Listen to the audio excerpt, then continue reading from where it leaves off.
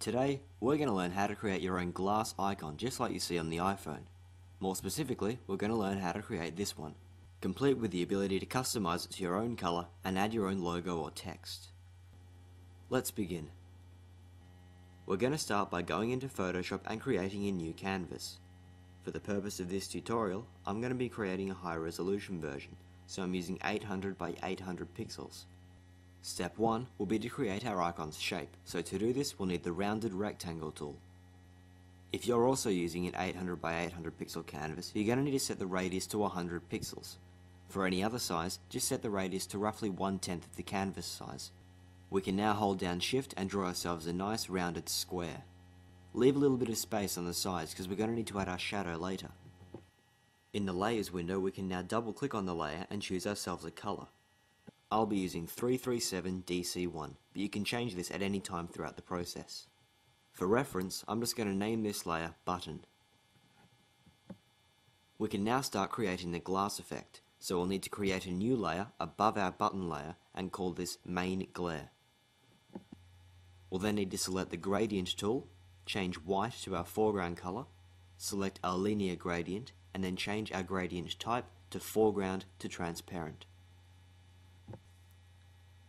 Zoom out if you have to, and then you can go ahead and draw your gradient. Try drawing it on a little bit of an angle. This should make it a bit more stylish.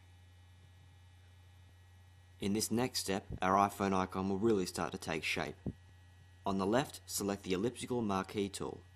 You can then draw yourself an ellipse, move it over the top of your main glare layer, slightly to the left for added style, right click, select inverse, and then hit delete. Already it's looking a bit like an iPhone icon, but there are still a few more steps to go. Once again, create a new layer, but this time call it Top Glare. We'll be using the same type of gradient, so keep it as linear gradient, white foreground, and white to transparent. This time though, as you draw it, you'll need to draw it a lot closer to the top, just like I'm doing here.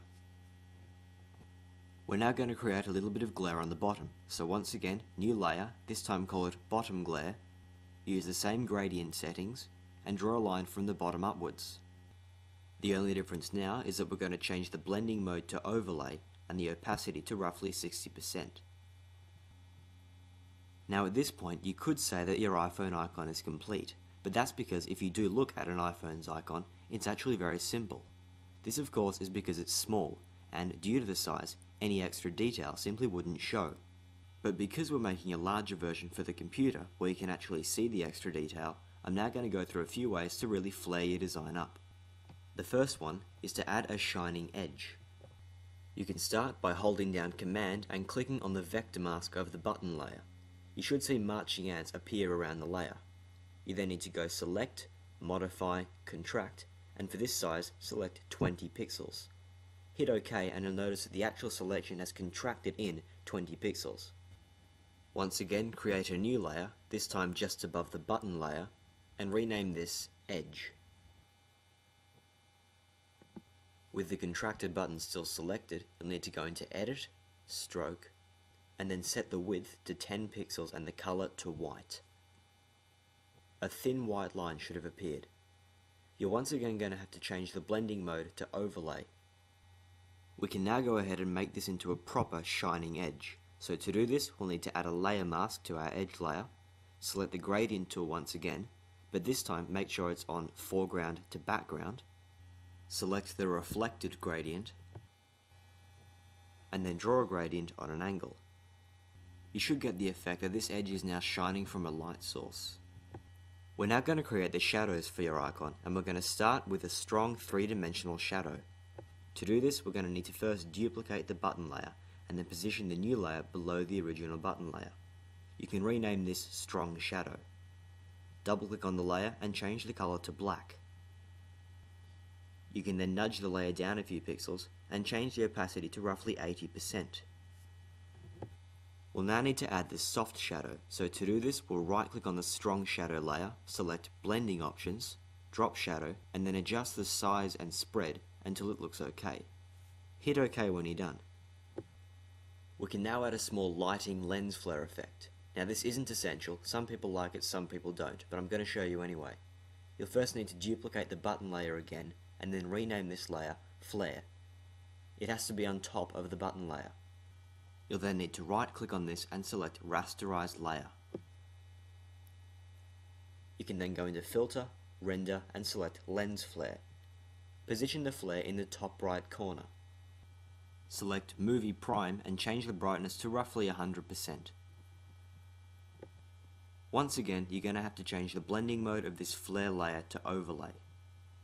As a result, you may have noticed that the colours have intensified. You can easily fix this though by going into Image, Adjustments, Hue and Saturation, and then dragging the saturation slider right down. Now there is a quick fix that we need to make that I forgot to mention earlier. You may have noticed a tiny bit of the main glare protruding over the shadow.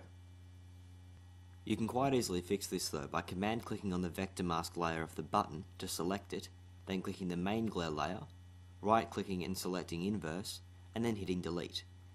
Basically this is just deleting all of the content of the main glare layer that isn't within the button. Now there's just one final touch, and this one is my favourite. We're going to need to create a new layer above the edge layer and rename this Glass. We're then going to select the gradient tool once again with our foreground colour to white and our background colour to black. We're going to choose the radial gradient and make sure it's still on foreground to background. We're going to start our line from the centre of our button and draw it to the outside edge. We're then going to set the blending mode to Overlay and change the opacity to roughly 30%.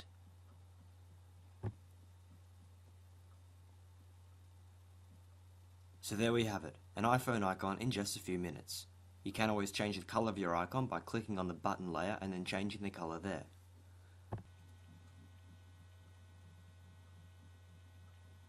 You'll most likely want to add an image or put some text on this icon. If you do, set the font to Myriad Pro and put the layer beneath the glass layer. The same applies for images. Just put the image layer directly underneath the glass layer and you should get the same glossy glass effect.